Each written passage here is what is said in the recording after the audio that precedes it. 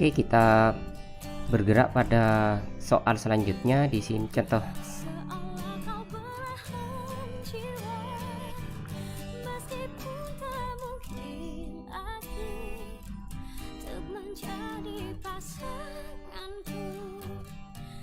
Oke, contoh soal selanjutnya di sini apabila ada dua kawat seragam sejajar dengan sumbu AZ dengan panjang 5 meter dan I1, di sini I1 yang merah ya 5 ampere dan I2-nya 10 ampere yang biru, terpisah sejauh 1 cm, jadi D-nya di sini 1 cm. Berapakah gaya magnetik pada kawat 1? Jadi apabila kita ingin menghitung gaya pada kawat merah, maka medannya tidak boleh dari kawat merah itu sendiri, tapi medan eksternal, yaitu di sini oleh kawat berwarna biru. Jadi arusnya dari kawat merah dan medannya dari kawat biru. Yang pertama kita hitung dulu medannya dari kawat biru, karena bentuknya di sini membentuk medannya membentuk lingkaran yang simetri, maka kita menggunakan hukum ampere. Keliling lingkaran kan 2πd ya, 2πr ya, r-nya atau jari-jarinya 2πd, maka seperti ini, seperti yang dijelaskan sebelumnya. Jadi kuat medan dikali dengan lintasan berbentuk simetri sama dengan mu 0 dan arus yang dikelilingi oleh lingkaran itu. Jadi besarnya medan magnet adalah sama dengan arus yang dikelilingi oleh lintasan ampere ini ya, lintasannya.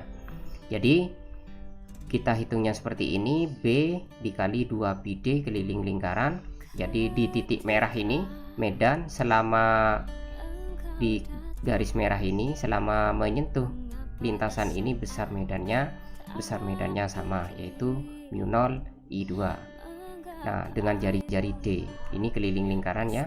Nah, berarti B nya sama dengan mu 0 I2 per 2πd. Oke, selanjutnya ini adalah rumus gayanya, dimana ini I1 dl adalah panjangnya B, yaitu yang B eksternal, gaya medan magnet eksternal oleh kawat biru. Nah, jadi besarnya gaya magnetik kawat merah itu sama dengan I1 ini dari kawat itu sendiri. Nah, sedangkan medannya ini dari medan eksternal oleh kawat berwarna biru. Arahnya dl ya, arah kawatnya pada searah sumbu Z ya, searah sumbu Z. Sedangkan B nya ini arahnya AX. Oke, di sini sudah kita menjadi perjanjian ya. Kalau tegak ke atas ke bawah ini sumbu Z, ke atas Z positif, ke bawah Z negatif. Sedangkan kanan dan kiri itu adalah sumbu Y, dan ke depan dan ke belakang ini adalah sumbu AX. Jika ke depan AX positif, jika ke belakang AX negatif. Nah, medannya menurut kaidah aturan tangan kanan, jika arah arusnya ke atas maka ini searah ibu jari, dan yang menggenggam keempat jari adalah arah medannya. Nah, jika kita menggenggam sebuah batang dengan arah ibu jari ke atas, maka sebelah kanan batang itu arah keempat jari masuk dan sebelah kirinya adalah keluar. Ini merupakan arah medannya, sama seperti ini ya. Jadi arahnya memutar mengelilingi kawat ya, sirkular. Jadi di sebelah kiri semuanya ini arahnya keluar layar, sedangkan sebelah kanan ini masuk ya, seperti ini. Begitupun pula karena arahnya sama pada warna merah. Nah, jadi dilukiskan seperti ini, digambarkan seperti ini. Jika silang berarti arah medannya masuk, jika titik arah medannya keluar. Di sini arah medan pada kawat biru yaitu AX positif ini ya, keluar medan positif. Nah, seperti ini. Sedangkan yang merah yaitu masuk ke dalam. Jadi arahnya ini adalah AX positif. AZ dikroskan terhadap AX ya, karena searah jarum jam, Z dan X searah jarum jam, maka hasilnya adalah Y positif. Nah, sama ya. Jika X cross Z maka hasilnya min Y, karena berlawanan arah jarum jam. Kita lanjutkan hasilnya seperti ini teman-teman. Nah, dimasukkan ya AY-nya yang terpenting ini. Jadi menurut perhitungan seperti ini.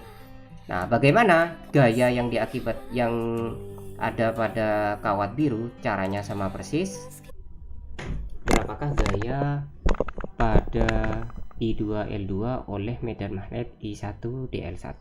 Sama persis seperti perhitungan gaya pada kawat merah, tinggal dibalik. Jika arusnya oleh kawat biru, maka medannya oleh kawat merah.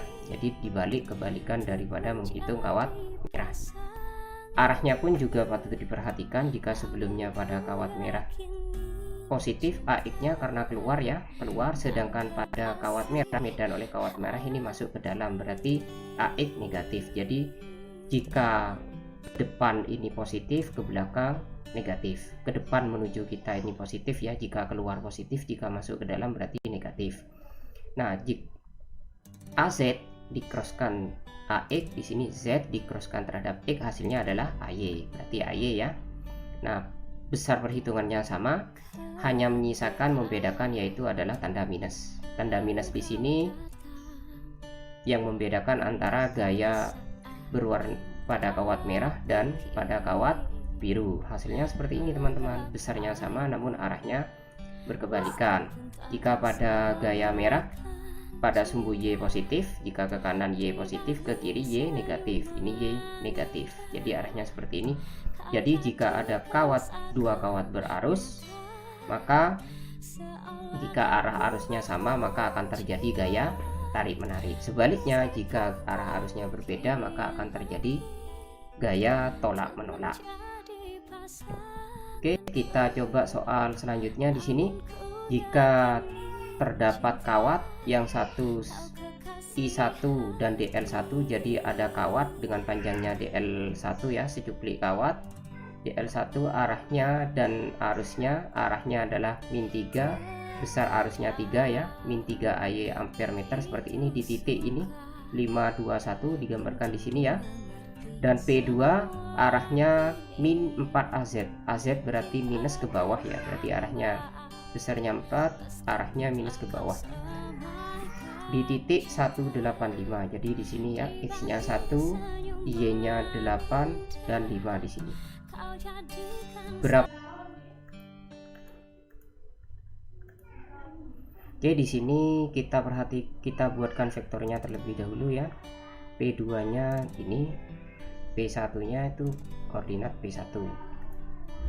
Jadi di sini R12-nya kita hitung dari 1 ke 2, berarti P2 dikurangi P1, akhir kurangi awal.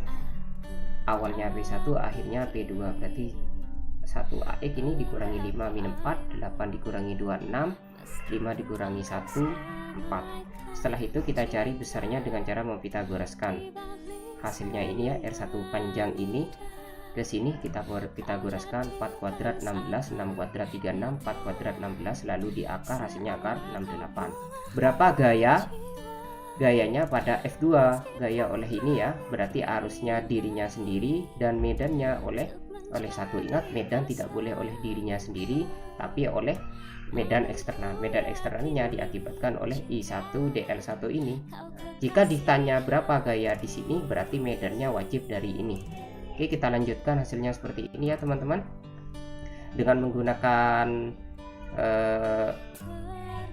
hukum ampere, mu 0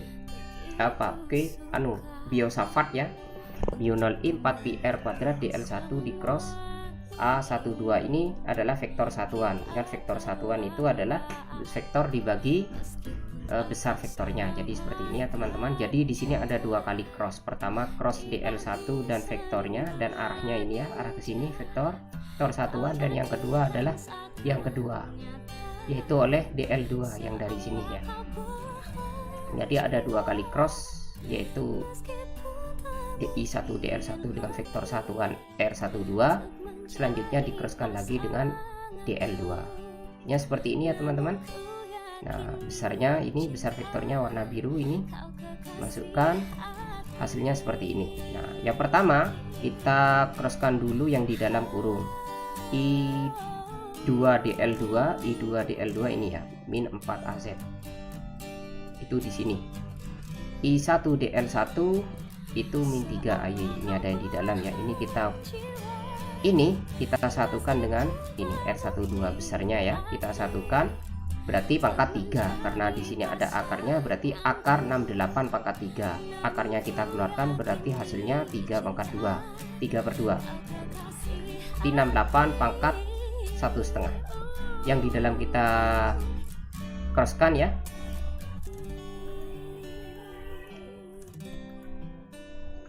Oke, kita lanjutkan di sini.